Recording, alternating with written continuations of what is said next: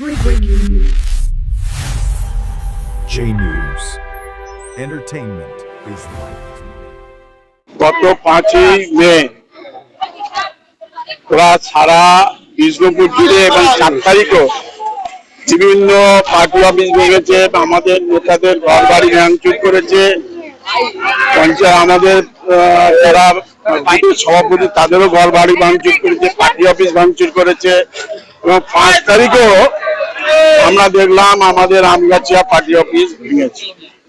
তখন আমি রাস্তায় নেমেছি এবং আমি যখন রাস্তায় নামি তখন ওদের সেন্ট্রাল ফোর্স অন্যান্য ওদের প্রার্থী যে যেতে নিয়ে সে 30খানা বাইক নিয়ে মিছিল করে আসে। লজ্জার বিষয়। যখন আমার সামনে এলো আমাকে বলছে এটা আপনি দেখুন। আমি কি দেখবো? যে বাবার নাকি কার হাত ধরে টানা নিচ্ছে, সেটা আমরা প্রুভ করে দিয়েছি। বাবান জেলা পরিষদের মেম্বার, আমাদের এই বিষ্ণুপুর 1 নম্বর ব্লক তৃণমূল কংগ্রেসের সভাপতি, ভদ্র ছেলে, সভ্য ছেলে, কখনো হতে পারে না। আমি মিথ্যে কথা বলছিলাম না। তারপরে অনেক তর্কাতর্কি হওয়ার পরে আমরা ওই দিনও আমরা একটা মিছিল করি। 50 জন ছিল, আমরা মিছিল শেষে 2000 মিছিল হয়েছে। আমাকে আইসি রিকোয়েস্ট করেছিলেন, ওদের প্রশাসন রিকোয়েস্ট করেছিলেন আপনি 4টে দিন ওয়েট করুন, দেখবেন আমি অনেকটা ঠিক করবো। কিছুটা করেছি, অনেকটা করেনি। এবং বিজেপির নেতারা 2-1 জায়গায় তারা ঠিক করেছে, সব জায়গায় করেনি।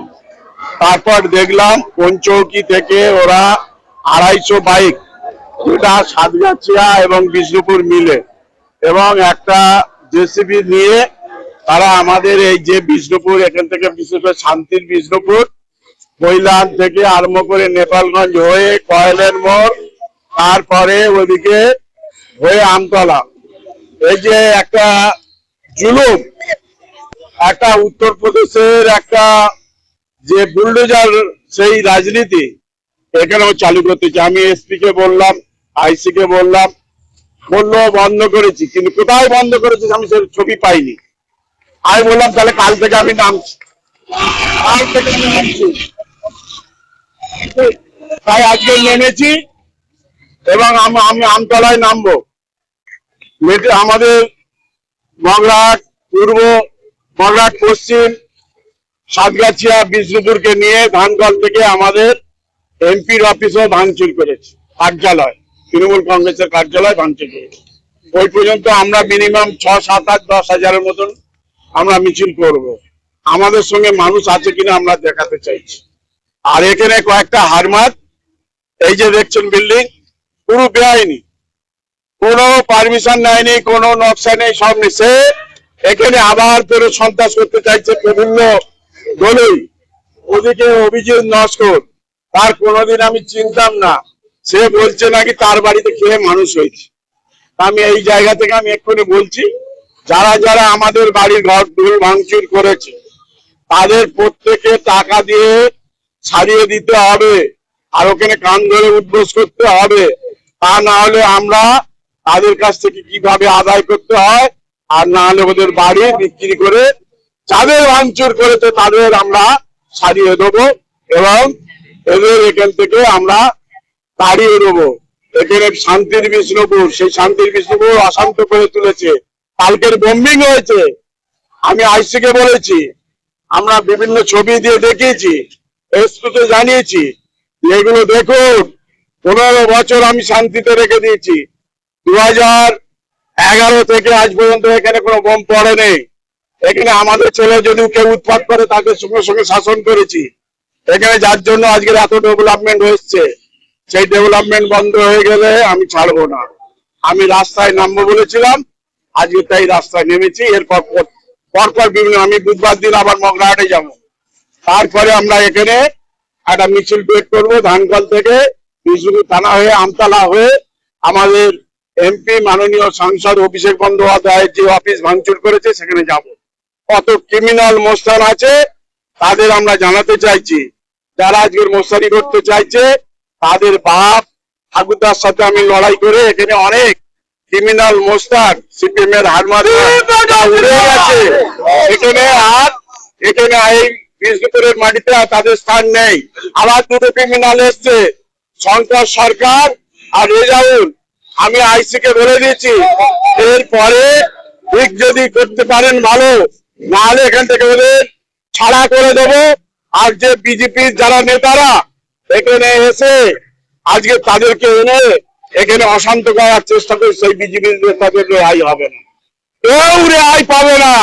দাদা, যেখানে আপনার বিধানসভা, যেখানে মূলত বিধানসভায় দেখা যেত এক সময় আপনারা একসঙ্গেই বসতেন, সেই শুভেন্দু অধিকারী আজকে তিনি গতকাল তিনি শপথ নিয়েছেন এবং আজকে তিনি নবান্নে প্রশাসনিক বৈঠক করলেন এবং বিভিন্ন জায়গায় এসপি সহ যারা ওসি ছিল বা বিভিন্ন দপ্তরে তাদেরকে মূলত সেই সব বৈঠক করলেন। কি বলবেন দাদা এই বিষয়টাকে? আমি যখন এমএলএ ছিলাম 2001, তখন ও জিততে পারেনি, মুগবেড়িয়া হেরে গিয়েছিল হিরণময় নন্দর কাছে, তাকে স্মরণ করে দিতে চাই। 2001-এ তৃণমূল যুব কংগ্রেসের সভাপতি ছিল মেদিনীপুরে, আমি এই জেলার দক্ষিণ চব্বিশ তৃণমূল যুব কংগ্রেসের সভাপতি। অর্জুন ছিল উত্তর 24 পরগনার আমাদের বন্ধু, ওদিকে অরূপ চক্রবর্তী ছিল, ওদিকে হুগলিতে ছিল, আর নদিয়া দীপক, এই 6টা জেলা নিয়ে আমরা লড়াই করে এসেছি। প্রত্যেকে আমরা লড়াই করালো, প্রত্যেকে আমরা সংগ্রাম করার লোক, কিন্তু আমার এখনো কালি দাগ লাগাতে পারেনি কেউ না। এবং শুভেন্দু অধিকারী 9,000 টাকা নিয়েছে, 7,000 টাকা নিয়েছে, আরো অনেক ক্লেম। আমরা বলিনি, বিজেপি বলেছে। সেই বিজেপি তাকে ওয়াশিং মেশিনে দিয়ে তাকে পরিষ্কার করে আজকের মুখ্যমন্ত্রী। এটা আমাদের লজ্জার, এটা আমাদের লজ্জার। কিন্তু সে তাকে তবু শুভেচ্ছা জানাবো। এত বিভিন্ন রকমের চুরি কারচুপি করে জিতে আমাদের প্রায় 40-50টা বিধায়ককে তাড়িয়ে দিয়ে গণনা কেন্দ্র থেকে ভোট মেশিন চুরি করে বিভিন্ন ইভিএম এ কারচুপি করে তারা জিতেছে। তারা মনে করে না, আমরা মনে করি এটা জনগণের রায় নয়। তবু বলবো তার শুভবুদ্ধির সময় তাদের শুভবুদ্ধির উদয় ঘটুক, চৈতন্য হোক, এবং কর্মই ধর্ম সেবাই পরম ধর্ম, এই আদর্শটাকে যদি থাকে ভালো কাজ করুক। নিশ্চিত আমরা বিরোধী জায়গায় থাকবো, আদর্শ থেকে আমরা বিচ্যুত হব না। সংগ্রাম চলবে, ধর্মযুদ্ধ চলবে। ধর্মযুদ্ধে বন্ধু বান্ধব আত্মীয় স্বজন কেউ আপন হয় না। ধর্মযুদ্ধই থাকে, ধর্মের জয় হবে। দাদা, পশ্চিমবঙ্গে প্রথমে সরকারি আতর হওয়া শুভেন্দু অধিকারী বিএসএফ কে জমি হস্তান্তর করেছে এবং বলছে 45 দিনের মধ্যে বিএসএফ প্রয়োজনীয় জমি হস্তান্তর সম্পূর্ণ করতে হবে। কি বলবেন? আর যদি পারবেন, জমির কত মিটিগেশন আছে তো জানে না, জমি সংক্রান্ত জানে না, তাই এসব বিষয় পারবে না। কিছু কিছু ভালো উদ্যোগ নিচ্ছে, যেটা দেখছি সেটা হলে ভালো, কিন্তু দাগ আছে। তারা সংবিধানের নিয়ম অনুযায়ী যতক্ষণ না নির্বাচনে যেতে সেই সব জায়গা দখল করা যায় না। বিজেপি কিছু পঞ্চায়েত, কিছু জেলা পরিষদ দখল করতে চাইছে, কিন্তু তৃণমূল কংগ্রেসের এখনো সেন্ট্রাল ফোর্স 2.5 লক্ষ সেন্ট্রাল ফোর্স দিয়ে বাংলা দখল করলো, আর এখন কেন তারা ব্যবস্থা নিচ্ছে না? ধিক্কার, গণতন্ত্রের লজ্জা। গণতন্ত্র হত্যা করেছে, সংবিধান লঙ্ঘন করেছে। এসসি এসটি ওবিসিদের ইউএসজি যে ইউজিসি যে আইন লাগু করার কথা তারা করছে না। আমাদের শিডিউল কাস্টের মেয়েদের হাত ধরে টানাটানি করছে। হিন্দু ভাই ভাই বলেছিল, আজকে 95% হিন্দুদের মারছে। এটা লজ্জা, ওদের মুখে এইসব শোভা পায় না।